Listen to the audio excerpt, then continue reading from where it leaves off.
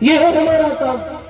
لیکن ہم دیکھتے ہیں ایک طبقہ ایسا ہے جب بڑا ہوتا ہے تو وہ شراب کے نشے میں چلا جاتا ہے, اسمیک کے نشے میں چلا جاتا ہے. بڑی تیزی سے میں دیکھ رہا ہوں کہ جب رات میں گزر ہوتا ہے, جلسوں سے واپسی ہو رہی ہے, دیکھ رہا ہوں کہ مسلمان شراب پی رہا ہے, جوا کھیل رہا ہے, سٹے بازی کا کام کر رہا ہے. کیوں مسلمانوں؟ کیا ہم نے یہ سوچ رکھا ہے کہ شراب پی لیں گے تو سکون مل جائے گا؟ کیا ہم نے سوچ رکھا ہے جوا کھیل لیں گے تو ہم دنیا میں خوشحال ہو جائیں گے؟ کیا ہم نے سوچ رکھا ہے کہ سٹے بازی کا کام کر کے ہم کامیاب ہو جائیں گے؟ کیا ہم نے سوچ رکھا ہے سود و رشوت لے کر ہم آگے بڑھ جائیں گے؟ کبھی نہیں بڑھ سکتے, کبھی نہیں بڑھ سکتے. ہمارے بڑھنے کے لیے ہم کو رزق حلال چاہیے, بڑھنے کے لیے ہم کو اللہ کا ذکر چاہیے. شراب پی کے ہم خوشحال نہیں ہو سکتے, ذکر الہی کر کے خوشحال ہو سکتے. اللہ تعالیٰ نے قرآن کریم میں فرمایا الا بذکر اللہ تطمئن القلوب, سن لو تمہارے دلوں کو سکون دینے والی ذات اللہ کا ذکر ہے.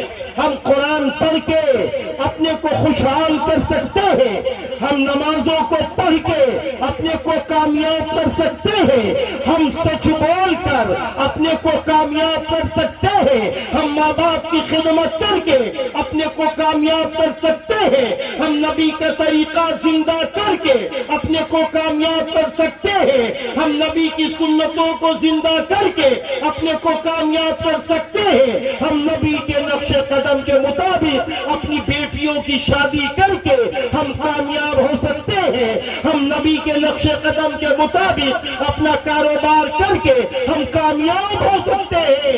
کیونکہ اللہ تعالیٰ نے قرآن میں فرمایا وَأَطِيعُوا اللَّهَ وَالرَّسُولَ لَعَلَّكُمْ تُرْحَمُونَ, اور تم اللہ کی اور رسول کی اطاعت کرو تاکہ تم پر رحم کیا جائے. رحمت کے دروازے, رحمت کے دروازے, برکتوں کے دروازے, اللہ کی نصرت کے دروازے, عمر بڑھنے کے دروازے, روزی بڑھنے کے دروازے, بیٹیوں کے وقت پر رشتے آنے کے دروازے جب کھلیں گے جب ہم اللہ کی مانیں گے, نبی کی مانیں گے, جب ہم اللہ رسول کے حکموں کے مطابق چلیں گے. يؤمن أحدكم حتى أكون أحب إليه من والده وولده والناس أجمعين أو كما قال عليه الصلاة والسلام. وقال النبي صلى الله عليه وسلم الخلق عيال الله أو كما قال عليه الصلاة والسلام. اللهم صل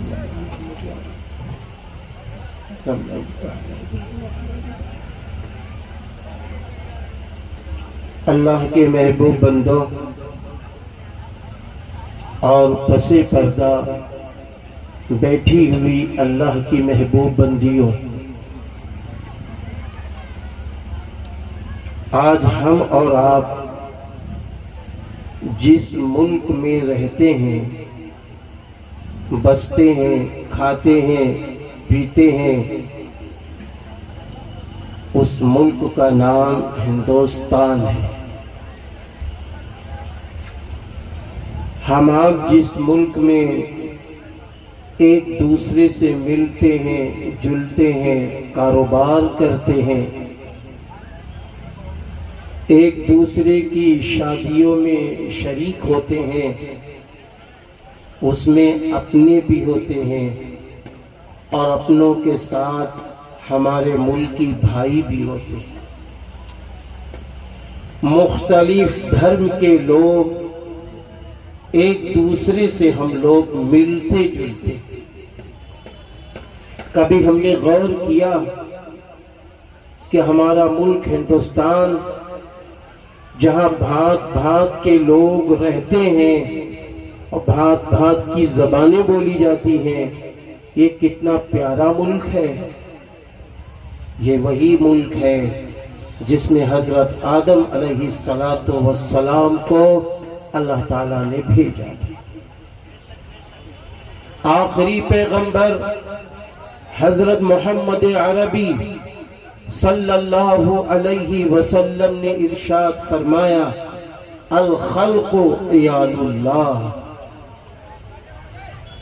سارے کے سارے انسان ایک کنبے کے مانند ہیں، ایک پریوار کے مانند ہیں، ایک خاندان کے مانند ہیں۔ آخری پیغمبر حضرت محمد عربی صلی اللہ علیہ وسلم نے یہ بھی ارشاد فرمایا، لا تباغضوا ولا تحاسدوا ولا تدابروا وَكُونُوا عِبَادَ اللَّهِ إِخْوَانًا۔ اللہ کے بندو، آپس میں ایک دوسرے سے حسد نہ کرو، ایک دوسرے کو دیکھ کے منہ نہ پھیرو، ایک دوسرے سے لڑائی نہ کرو۔ وَكُونُوا عِبَادَ اللَّهِ إِخْوَانًا، اللہ کے بندو بھائی بھائی بن کر رہو، بھائی بھائی بن کر رہو۔ مفکر اسلام حضرت مولانا سید ابو الحسن علی ندوی رحمت اللہ علیہ آپ فرماتے ہیں کہ ہمارے دو گھر ہیں، آپ فرماتے ہیں کہ ہمارے دو گھر ہیں، ہمارا ایک گھر چھوٹا ہے جس میں ہم رہتے ہیں، جس میں ہم رہتے ہیں۔ آگے فرمایا ہمارا دوسرا گھر پورا ہندوستان، پورا ملک ہمارا دوسرا گھر ہے، دونوں ہمارے گھر ہیں۔ جس طرح آج ہم اپنے گھر میں رہ کر چاہتے ہیں کہ ہمیں گھر میں سکون ملے، ہمارے گھر میں ہمارا بڑا بھائی ہمارا اکرام کرے، بڑا چاہتا ہے کہ چھوٹا بھائی ہم پر شفقت کا معاملہ کرے، ہماری بہنیں چاہتی ہیں کہ ہمارے بھائی ہم کو عزت بھری نگاہ سے دیکھیں، ہماری ضرورتیں پوری کریں۔ جس طرح ہماری ماں چاہتی ہے کہ میرا بیٹا میرا فرما بردار ہو جائے، جس طرح ایک باپ چاہتا ہے کہ میرا بیٹا میرا فرما بردار ہو جائے، جس طرح گھر کی بہو یہ چاہتی ہے ہمیں اس گھر میں عزت مل جائے، ہمیں اس گھر میں خوشیاں مل جائیں، ہمیں اس گھر میں ترقی مل جائے، ہم اپنی پوری کی پوری زندگی خوشیوں کے ساتھ گزار دیں، ایسے ہی سارے انسان اپنے اپنے گھر کے بارے میں چاہتے ہیں اور ایسے رہنا چاہتے ہیں۔ میرے بھائیوں، یہ ملک ہندوستان ایک گلدستے کے مانند ہے، یہ پھولوں کے مانند ہے، یہ گلدستے کے مانند ہے۔ یہ وہی ملک ہے جس ملک پر رہنے کے بعد انسانوں نے اپنے اندر فخر محسوس کیا، اس ملک پر رہنے کے بعد انسانوں نے اپنے اللہ کو راضی کیا ہے، اس ملک میں رہنے کے بعد انسانوں نے اپنے محبوب نبی کی سنتوں کو زندہ کیا ہے، اور اس ملک میں رہنے کے بعد انسانوں نے ایک دوسرے کو خوش کیا۔ اس لیے آج ضرورت اس بات کی ہے کہ جس اللہ نے ساری مخلوق بنائی ہے وہی اللہ ہے جو صبح انسانوں کے لیے دھوپ نکالتا ہے۔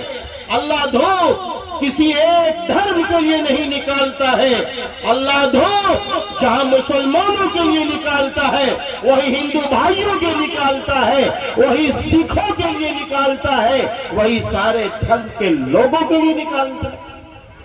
اسی طرح اللہ رات دیتا ہے، رات میں چاند نکالتا ہے، چاند بھی سارے دھرم کے لوگوں کے لیے نکالتا ہے، ہوا سب کے لیے چلاتا ہے، اور اسی طرح پانی سب کے لیے برساتا ہے۔ تو آج ضرورت اس بات کی ہے کہ ہم انسان ہیں، یاد رکھنا ہم انسان ہیں، اور انسان کے معنی آتے ہیں محبت رکھنے والا۔ ہم انسان ہیں، انسان کے معنی ہے محبت رکھنے والا۔ ہمارے اندر ہماری ماں کی محبت ہو، باپ کی محبت ہو، بہنوں کی محبت ہو، بیویوں کی محبت ہو، رشتہ داروں کی محبت ہو، پڑوسیوں کی محبت ہو، اپنے وطن کی محبت ہو، اور سارے انسانوں سے محبت ہو، یہ ایمانی جز ہے۔ اس لیے آج ضرورت ہے اس بات کی کہ ہمارا پہلا کام یہ ہے، ہم جس ملک میں رہیں گے امن کے ساتھ رہیں گے، شانتی کے ساتھ رہیں گے، ایک دوسرے سے پریم کریں گے، ایک دوسرے سے مل جل کر رہیں گے۔ کیوں مل جل کر رہیں گے؟ یاد رکھنا اے انسانوں، یاد رکھنا جس نے ہمیں پیدا کیا ہے، جس نے سب کو پیدا کیا ہے، وہی ہے جو مرنے کے بعد انسانوں کو زندہ کرے گا، اور زندہ کرنے کے بعد پھر وہ کہے گا ہم نے تم کو دنیا میں بھیجا تھا، تم نے کتنے اچھے کام کیے ہیں، تم نے کتنوں کو سکھ دیا ہے، تم نے کتنوں کو خوش کیا ہے، کتنوں کو ماہر بنایا، کتنوں کو ہنر والا بنایا، کتنوں کو تعلیم والا بنایا، کتنوں کے بھوکے پیٹوں کو کھانا دینے والا بنایا، کتنوں کو سردیوں میں رضائی کمبل لحاف دینے والا اپنے آپ کو بنایا، اور کتنے غریبوں کے گھروں کو بسایا، کتنے غریبوں کو آپ نے آباد کیا۔ پوچھے گا اللہ پوچھے گا، کیونکہ سب اللہ کے بندے ہیں، سب اللہ کے بندے ہیں۔ آج ہم یہ سوچتے ہیں کہ اب ہم آدمی ہو گئے ہیں، اب ہم بڑے ہو گئے ہیں، ہم جو چاہیں وہ کریں۔ نہیں کر سکتے آپ جو چاہیں۔ کیوں؟ اس لیے کہ آدمی کے معنی کیا ہے؟ آدمی کے معنی خادم کے ہیں، آدمی کے معنی نوکر کے ہیں، آدمی کے معنی آنکھ کے پتلی کے ہیں۔ تو اے انسانوں، جب ہم ڈاکٹر بن جاتے ہیں، جب ہم انجینئر بن جاتے ہیں، جب ہم پروفیسر بن جاتے ہیں، جب ہم حافظ، قاری، عالم، فاضل بن جاتے ہیں، تو ہمارا کام کون سا ہوتا ہے؟ ہم انسانوں کی سیوا کریں، ہم انسانوں کی خدمت کریں، ہم انسانوں کو آگے بڑھائیں، روتے ہوئے چہروں پہ آنسو پوچھیں، اور ایک دوسرے کی مدد کریں۔ یہ ہے ہمارا کام، یہ ہے ہمارا کام۔ لیکن ہم دیکھتے ہیں ایک طبقہ ایسا ہے، جب بڑا ہوتا ہے تو وہ شراب کے نشے میں چلا جاتا ہے، اسمیک کے نشے میں چلا جاتا ہے۔ بڑی تیزی سے میں دیکھ رہا ہوں کہ جب رات میں گزر ہوتا ہے، جلسوں سے واپسی ہو رہی ہے، دیکھ رہا ہوں کہ مسلمان شراب پی رہا ہے، جوا کھیل رہا ہے، سٹے بازی کا کام کر رہا ہے۔ کیوں مسلمانوں؟ کیا ہم نے یہ سوچ رکھا ہے کہ شراب پی لیں گے تو سکون مل جائے گا؟ کیا ہم نے سوچ رکھا ہے جوا کھیل لیں گے تو ہم دنیا میں خوشحال ہو جائیں گے؟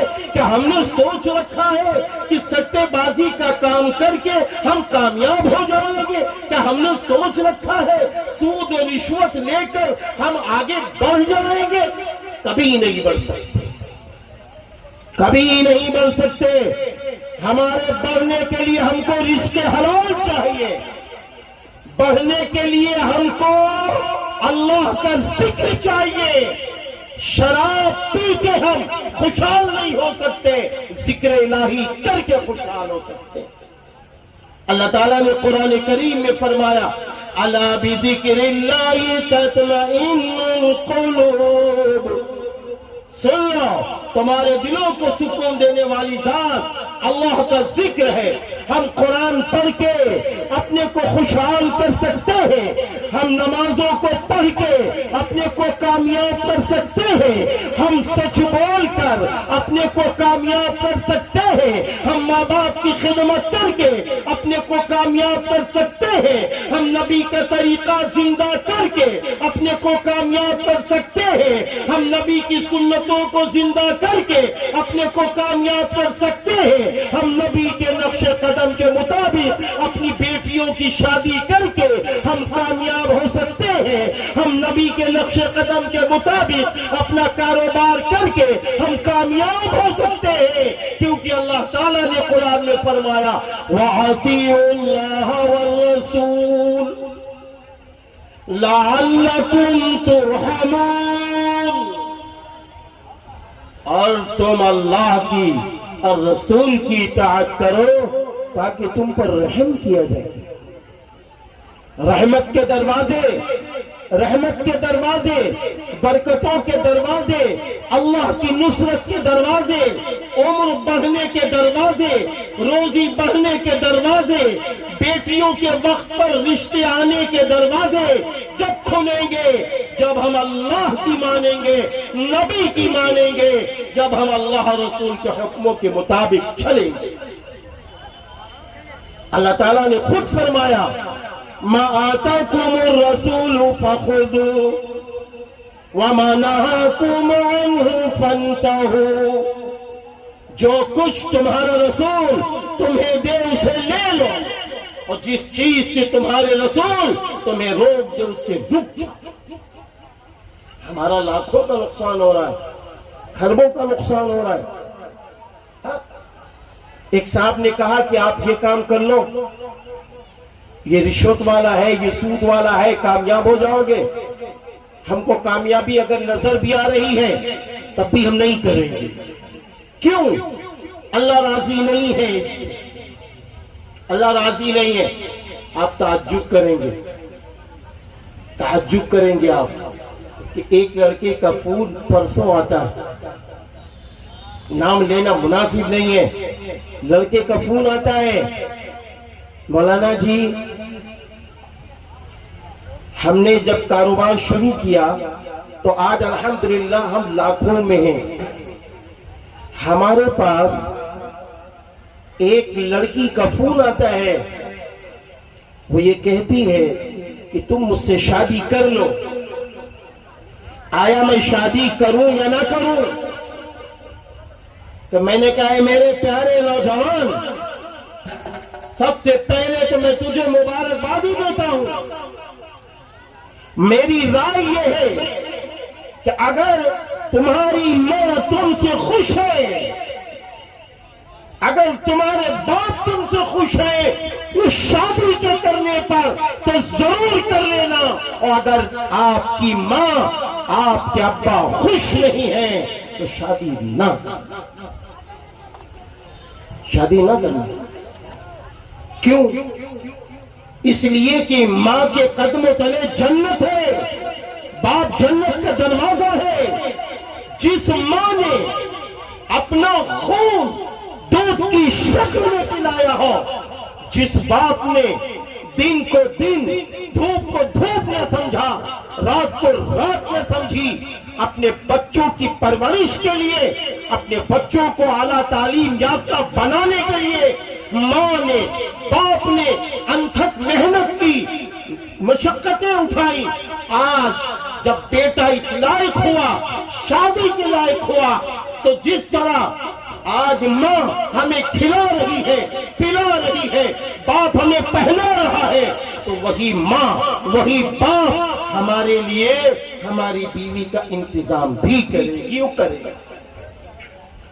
میں نے یہ دیکھا ہے کہ جن بچوں نے اپنے ماں باپ کو خوش کر کے شادیاں کی ہیں، ماں باپ کی مرضی کے مطابق شادیاں کی ہیں، ان کی بہنوں نے رشتہ تلاش کیا، ان کے بھائیوں نے پسند کیا، جب اس طرح شادیاں ہوئی ہیں تو اس میں برکتیں نظر آئی، اس میں اللہ کی مدد نظر آئی۔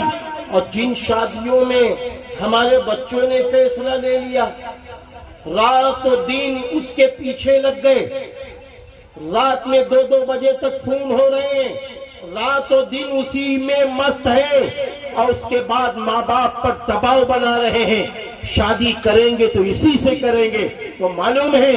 پہلی بات تو یہ سن لو، پہلی بات تو یہ سن لو، جب ہم نے کسی غیر کی بیٹی کو فون کیا، اگر ہم نے خواہشات نفسانی کو سامنے رکھ کر اسی لذت میں بات کی ہے تو یہ زبان کا زنا ہے، اور اگر ہم نے اس کو چھوا ہے تو یہ ہاتھ کا زنا ہے، اور ہم نے اگر اسی نگاہ سے دیکھا ہے تو یہ آنکھ کا زنا ہے. اور یاد رکھنا، ایسے لوگوں کو اللہ تعالیٰ روزی کی برکت نہیں دیتا ہے. آپ دیکھ لیجئے، آپ دیکھ سکتے ہیں جن جن لوگوں میں یہ عادتیں ہوں وہ کھرب پتی ہوں وہ غریب ہو جائیں گے، وہ فقیر ہو جائیں گے. کیوں غریب ہو جائیں گے، کیوں فقیر ہو جائیں گے؟ اس لیے کہ اللہ کے نظام کو توڑا ہے. اللہ نے ایسے ہی تھوڑی نہیں رشتے رکھے، اللہ کے نظام کو توڑا، اللہ کے فیصلے کو توڑا، اللہ کے حکم کو چھوڑا. اس لیے اللہ تعالیٰ ایسے لوگوں کی روزی کی برکتیں چھین لیتا ہے، اور کہتے ہیں اگر وہ توبہ کر کے نہ مرا، سچی پکی توبہ کر کے نہ مرا، تو اللہ کے وہاں جب یہ پہنچے گا تو اللہ اس پر نظر کرم بھی نہ ڈالے. اس لیے آج ایک بات کی یہ ضرورت ہے کہ ہمارے بچے ہیں، نوجوان ہیں، کبھی غلطیاں ہو جاتی ہیں، توبہ کر لیجئے، توبہ کر لیجئے. آپ کا کام یہ ہے، آپ پڑھیے، لکھیے، اچھا کاروبار کیجئے، اچھی سروسیں تلاش کیجئے، اپنا مقام بنائیے، اپنا مرتبہ، اپنا وقار بنائیے، اور پھر اس کے بعد جب آپ اس لائق ہو جائیں گے تو آپ کی ماں، آپ کے ابا انشاءاللہ بہترین نیک و صالحہ خاتون لا کے آپ کو دے دیں گے. آپ خوشحال ہو جائیں گی. کیوں؟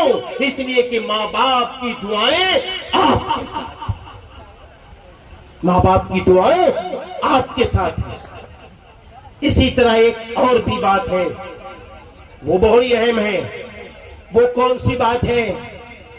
ائمہ مساجد کے سلسلے میں بڑی اہم بات ہے. آج میں یہ دیکھتا ہوں کہ ایک امام صاحب اپنی فیملی کو لے کے رہتے. آج امام صاحب کی تنخواہیں کتنی ہیں ہم نے کبھی اس پر غور نہیں کیا. تنخواہیں کتنی ہونی چاہیے ہم نے کبھی غور کیا کہ امام صاحب کی فیملی کیسے پل رہی ہے؟ ہم نے کبھی غور کیا کہ امام صاحب کس طرح اپنی زندگی گزار رہے ہیں؟ کبھی ہم نے غور کیا کہ امام صاحب کے وہاں بھی بیماریاں آتی ہیں، وہ اپنی بیماریوں کا علاج کیسے کر رہے ہوں گے؟ تو ایک تو تنخواہیں بہت کم ہیں. اگر یہاں مسجد کے متولی حضرات ہیں، ان سے میری گزارش ہے کہ آپ ان حضرات کی تنخواہیں اچھی کیجئے، اچھی کیجئے. دوسرے اپنے اماموں کی قدر کیجئے.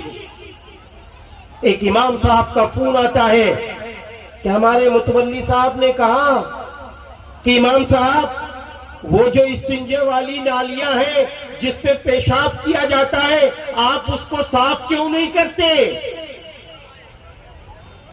تو امام صاحب نے کہا، ہم نے کہا کہ ایسا ہے آپ آ جائیے.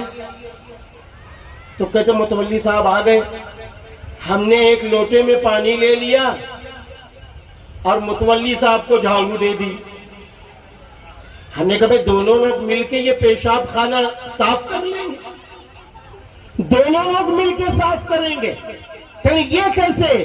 میں نے کہا متولی صاحب آپ کو اللہ کے گھر کا متولی بنایا گیا ہے، آپ نے ہم کو 5 وقت کی امامت کے لیے رکھا ہے. اب یہ میری انسانیت ہے کہ میں مسجد کو صاف ستھرا رکھوں، یہ میری انسانیت ہے کہ میں مسجد کے سارے کام پر گزروں. لیکن آپ اس طرح نہیں کہہ سکتے جس طرح آپ مجھ سے کام کریں. میرے بھائیوں، ہمیں اماموں کی قدر کرنی ہے. جس کے پیچھے ہم نماز پڑھتے ہیں آج اس امام کی ہم قدر نہیں کر پاتے. اس لیے آئیے ہم آپ ایک فیصلہ لیں، اپنے اماموں کی قدر کریں، اپنی مسجد کی قدر کریں، مسجد کی کمیٹی کی بھی قدر کریں. اور آخری بات کہہ کے ہٹنا چاہوں گا کیونکہ میرے بعد ابھی اور بھی حضرت مولانا محمد ہاشم صاحب ہیں ماشاءاللہ، بڑا اچھا خطاب آپ کرتے ہیں، اور اس کے بعد بھی ایک شاعر صاحب بھی ہیں، اور امید ہے کہ انشاءاللہ حضرت قاری عبد الباطن صاحب بھی وہ بھی پڑھیں گے انشاءاللہ، ہمارے مناظر صاحب بھی تشریف رکھتے ہیں انشاءاللہ، وہ بھی پڑھیں گے۔